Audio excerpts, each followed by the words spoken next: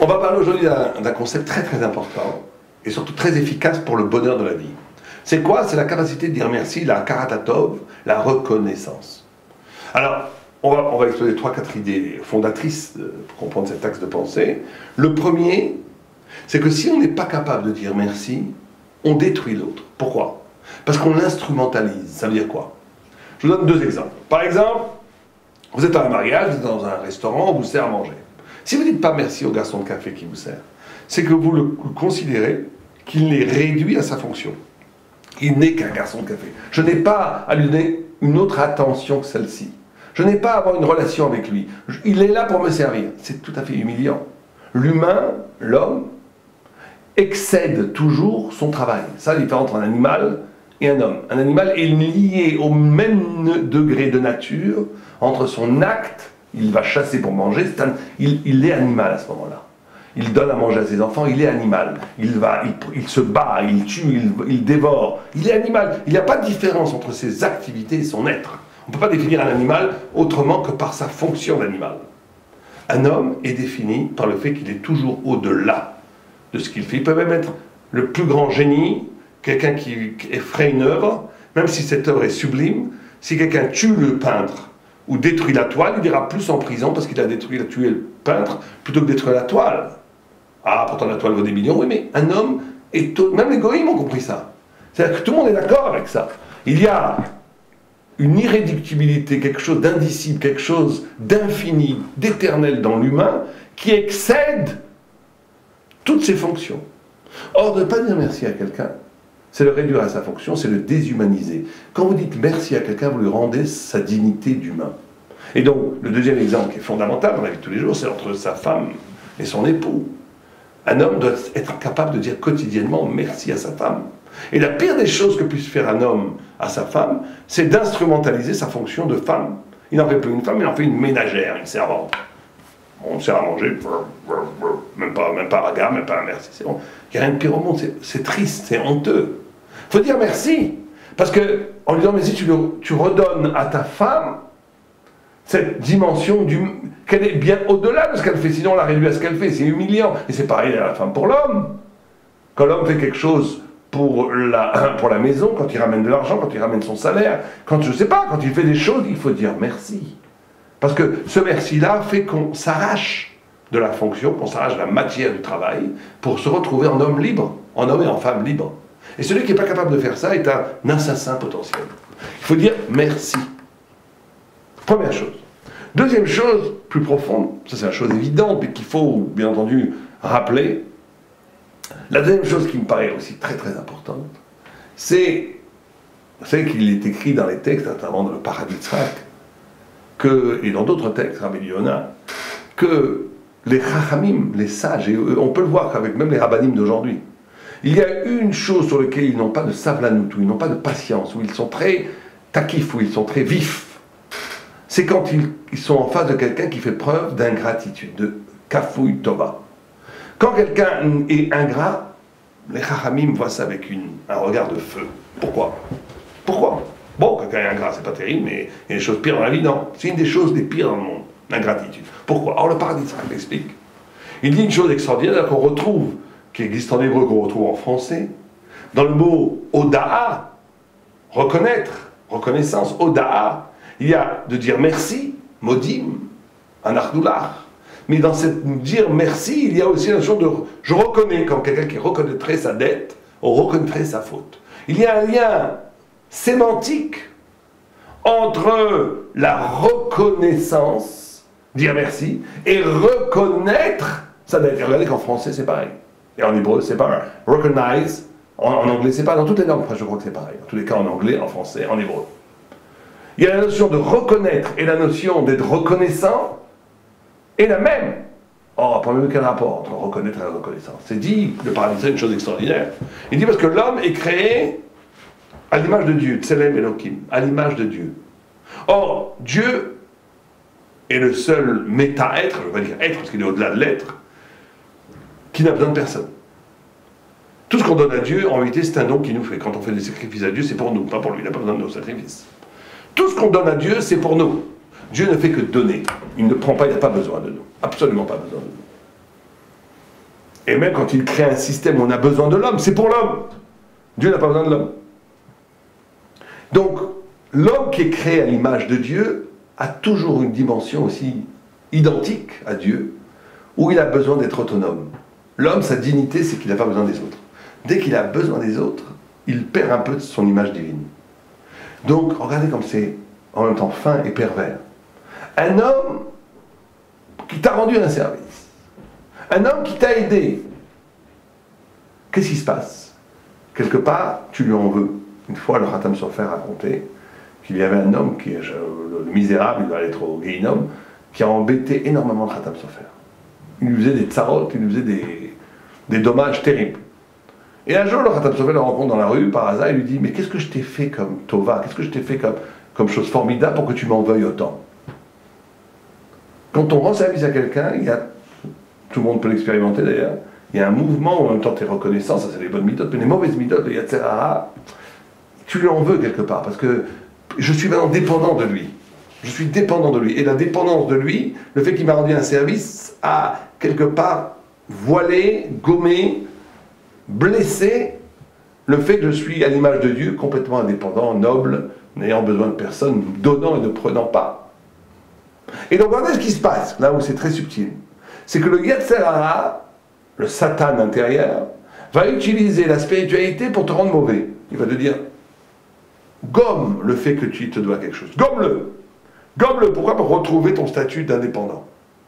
Mais en le gommant, pour retrouver ton tu as complètement perverti le système. Tu as complètement détruit ton Tselem Elohim, au contraire. Parce que ne peut il y avoir d'événements spirituels que si à l'origine il y a une clarté d'honnêteté intellectuelle. Ça c'est un principe absolu. Il n'y a pas de spiritualité qui peut naître dans le lieu d'un mensonge émotionnel ou intellectuel. Des gens, et ces gens, malheureusement ça existe assez souvent, des gens qui font tchouva avec des problèmes psychanalytiques, des gens qui font tchouva avec des problèmes psychologiques, des gens qui font tchouva avec des problèmes de midot, c'est très bien de faire tchouva, mais qui vont après utiliser la Torah pour justifier leur frustration. Il n'y a rien de pire au monde que ces gens-là restent chilonimes, qui ne rentrent pas dans la Torah. Des gens qui utilisent la Torah en soi-disant toute l'égalité, déverser leur haine pour l'autre, il n'y a rien de pire au monde. Il n'y a rien de pire au monde, c'est une profanation. Et les Chachamim sont très vifs, très takifs, ils détestent cela, parce que c'est une perversion de la vérité. Et donc, la karatatov, comme le mot en français, c'est extraordinaire de voir. Quand je dis merci, je reconnais que je dois une dette. Comme reconnaissance Odad Baldin Kemaedim Damim. Celui qui, dans le Talmud, il y a écrit que celui qui reconnaît qu'il doit de l'argent, eh ben c'est comme sans témoin, il n'y a pas besoin de témoin. Dès qu'il reconnaît qu'il doit de l'argent, il doit l'argent. Ça le met chayev, à ce moment-là, il est chayav. Il est obligé de le donner cet argent. Parce qu'il a reconnu. La reconnaissance, le merci implique une reconnaissance. Et c'est cette reconnaissance, le merci rachète ton Tselem Elohim. Par le fait que je sois capable de dire merci, par le fait que je sois capable de dire merci, je reconnais ma dette que j'ai par rapport à l'autre. Cette reconnaissance montre qu'en vérité j'ai une élégance, une dignité, que j'ai reconnu que mon Tselem Elohim a été affecté, mais c'est pas grave. En te disant merci, je restaure le lien entre toi et moi, qui restaure le Tselem Elohim. Alors quelqu'un qui le nie coupe le lien et coupe le Tselem Elohim, complètement détruit le Tselem Elohim. Ça c'est la première dimension. Troisième dimension, où là ça va plus loin. Ça va plus loin. La reconnaissance, et c'est pas en hébreu, a étymologiquement aussi un rapport à la connaissance. Et Oda'a est lié à la notion de Déa, de connaissance en hébreu. Là aussi, c'est une drôle de simologie sémantique. Et là, on touche au plus profond de la reconnaissance. On va dire un principe. Plus quelqu'un va être capable de gratitude, plus il sera capable d'être intelligent. Plus quelqu'un sera ingrat, plus il sera idiot. Plus quelqu'un est ingrat, plus l'idiotie le guette, s'il n'est pas déjà complètement idiot. Et plus quelqu'un est reconnaissant, plus en vérité il a une élégance intellectuelle qui fait qu'il est apte à l'intelligence. L'intelligence et la reconnaissance sont liées. Comment? C'est très simple. On l'a déjà dit très souvent dans nos interventions, dans nos cours, que le fondement métaphysique de l'intelligence, comment est-ce qu'on devient intelligent dans la Torah? C'est quand on est capable de s'ouvrir à l'autre. L'intelligence, c'est l'ouverture à l'autre. Et c'est même plus profond que ça, puisque la Gemara a dit que, à un moment donné, il y a un débat. Qu'est-ce qui était l'arbre de la connaissance? Certains disent que c'était la figue. La connaissance serait, puisque les feuilles de figue ont caché Adam et Ève, la connaissance serait liée à cette façon de se cacher. Plus je peux cacher, plus je découvre. Bon, c'est un sujet qu'on pourra traiter en soi. La notion d'intelligence dans le jeu subtil de l'ombre et de la lumière, de cacher, de dérévéler. Certains disent c'est le raisin, Nirtnasia, Yotsesod, rentre le vin sans le secret, la connaissance au plus profond serait liée au secret. Certains disent c'est l'étrog dont le fruit a le même goût que le tronc. L'intelligence serait liée au fait que le résultat, le fruit, soit du même goût que le processus. L'intelligence serait la capacité d'unir un but et un moyen. Bon. Et un quatrième but qui est le blé. Le blé serait l'intelligence. L'arbre de l'intelligence. Et la Gemara apporte comme preuve que le blé serait l'arbre de la connaissance, qu'elle dit, un bébé, un enfant, quand il arrête de téter le sein de sa mère et qu'il mange du blé, à ce moment-là, il ne dit plus maman, il dit Abba. C'est la première fois qu'il va dire Abba. Abba, Abba, maman, papa. Papa, Abba, c'est papa, Aleph, bête. Le début du début. Vous voyez comme ça va très très loin. C'est incroyable cette idée. La Gemara nous dit que quand quelqu'un est capable, enfin quand les enfants s'arrachent du sein maternel, ils arrêtent de téter le sein de leur mère. Quand l'enfant tète le sein de sa mère, il est en fusion avec la chair dans laquelle il vient. Il est encore un avec sa mère. Il est comme s'il n'était pas encore sorti du ventre de sa mère. Il est dans l'unité de lui-même. Il n'a pas encore accès à l'intelligence. La première fois qu'il va accéder à l'intelligence, c'est quand du blé qui n'est pas le lait de sa mère, donc quelque chose d'étranger, l'altérité, un goût inconnu, va le frapper dans la langue, va lui donner un choc gustatif qui va lui ouvrir les portes de l'intelligence. Au point où il va dire papa. Papa, c'est l'origine. Papa, c'est l'origine non vue. Personne ne peut prouver que son père est son père. La paternité, c'est fait dans la nuit, c'est fait dans l'ombre. Personne ne connaît la trace de la paternité. Donc l'intelligence, regardez où ça va, comme c'est extraordinaire. L'intelligence, c'est quand je reçois un choc de l'altérité qui rentre en moi. Ce choc de l'altérité qui veut dire, c'est pas un gros mot, ça veut dire l'autre. Quelque chose qui n'est pas l'identité, qui n'est pas moi, le contraire de l'identité. Quand l'altérité schlag rentre dans la personne par le goût,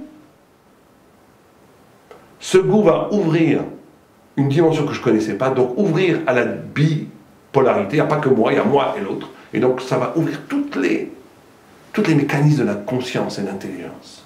Parce que par le choc de l'altérité. Et ça va ouvrir la notion à la question fondamentale de l'origine, de Abba. Donc la connaissance, c'est ce double mouvement, altérité-origine. Altérité-origine. Or, quand je dis merci, c'est quand je suis capable de faire exactement le même mouvement. Celui qui ne dit pas merci est un animal. Il mange, il prend comme un animal, il prend la nature, il dit pas merci. Il prend, il râpe, comment dire. Il est rappen. Il prend les choses, il les mange. Il ne veut pas voir d'où ça vient. Il est complètement fermé en lui. Il est fermé dans le désir de consommation. Ou bien, je ne parle pas de nourriture d'ailleurs. Il prend les choses qui l'intéressent. Il est complètement dans sa bulle. Là. Il n'est pas capable de s'ouvrir à l'altérité, de reconnaître que l'autre, il n'est pas capable de comprendre qu'il y a une origine, que tout est don. En d'autres termes, la reconnaissance est la traduction sentimentale, émotionnelle de l'intelligence. L'intelligence, c'est de comprendre que tout a une origine, que je ne suis pas ma propre origine, de comprendre que l'intelligence est en dehors de moi. D'ailleurs, plus quelqu'un est intelligent, plus il est intéressé par l'autre, plus intéressé par les choses extérieures.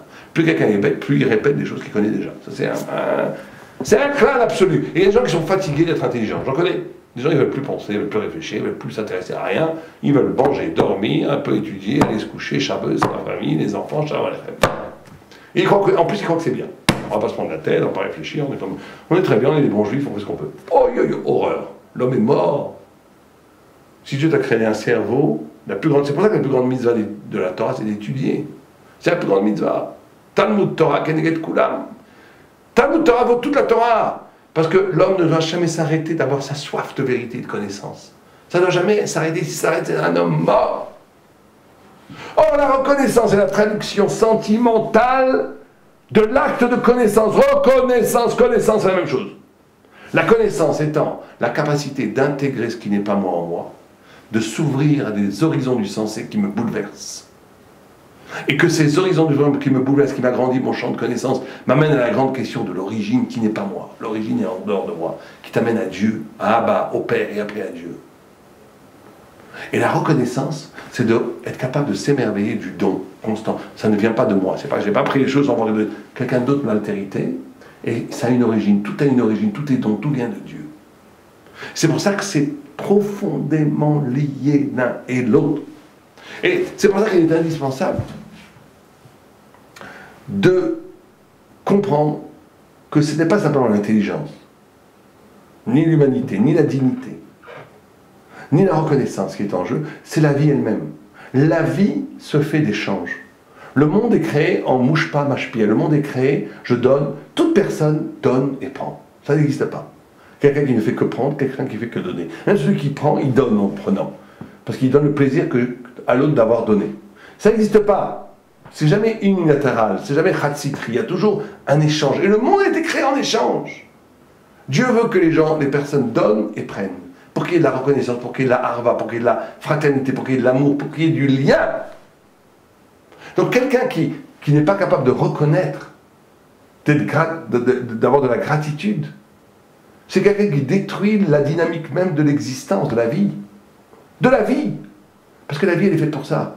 La vie est faite pour échanger. Le bonheur est la seule chose qui se partage. Plus on la partage, plus il grandit. Vivre, c'est partager. Vivre, c'est échanger. Vivre, c'est d'être dépendant et de donner aux autres aussi. D'être dépendant du don de l'autre et de donner aux autres. C'est ça, vivre. Et c'est pareil dans la Torah, et c'est pareil dans l'argent, et c'est pareil dans la nourriture, et c'est pareil dans la vie familiale, c'est pareil dans la convivialité, c'est pareil dans l'existence, c'est toujours pareil. Et plus quelqu'un s'isole en lui-même, en ne voulant pas d'échange avec les autres, plus il dénature sa dignité humaine. Plus il devient animal. Ah, cet animal peut être un intellectuel, comme ça, en fond, il ne veut voir personne, il veut écrire ses livres, c'est un animal. Ça prend un animal, il mange des cacahuètes, le singe il mange des cacahuètes, lui il mange des bouquins, c'est pareil. On est dans une dynamique animale, on n'est pas dans une dynamique d'échange. Or, l'existence humaine, juive surtout, notamment, c'est l'échange. On est un. Le monde entier est fait de mouche pas mâche pia. Je suis influencé par toi et je t'influence. Toute personne qui veut couper ce système, il se coupe de la vie elle-même. Et c'est pour ça qu'il faut réapprendre à s'émerveiller. Il faut apprendre à dire merci à Dieu, à traduire chaque événement et de prendre la mesure de la grâce et du don que Dieu nous fait à chaque instant dans chaque chose. Il faut apprendre à être heureux, tout simplement. Chizkiyahu Amelech, qui était un roi exceptionnel, puisqu'ils étaient tous au niveau de... il n'y avait pas un enfant qui ne savait pas les Mishnah de Tahara, c'était des Mishnah d'ailleurs très très durs. Et il aurait dû être le Mashiach. Et le Mashiach aurait dû venir à cette époque. Et pourquoi le Mashiach n'est pas venu à Gemara nous dit? Parce qu'il n'a pas fait de Shira. Il n'a pas dit merci. Il n'a pas dit merci à Dieu.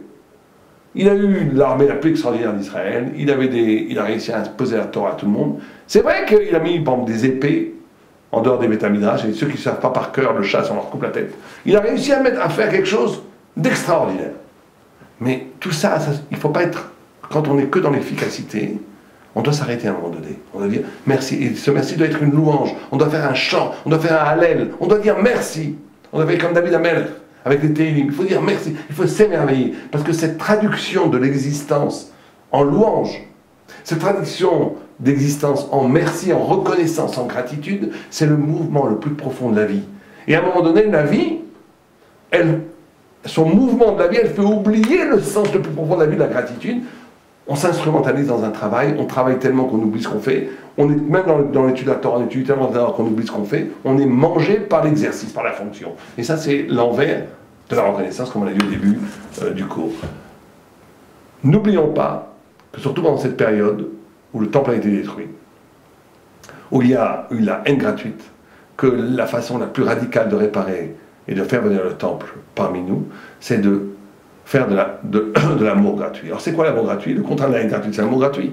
Comment tu fais l'amour gratuit? Par la gratitude.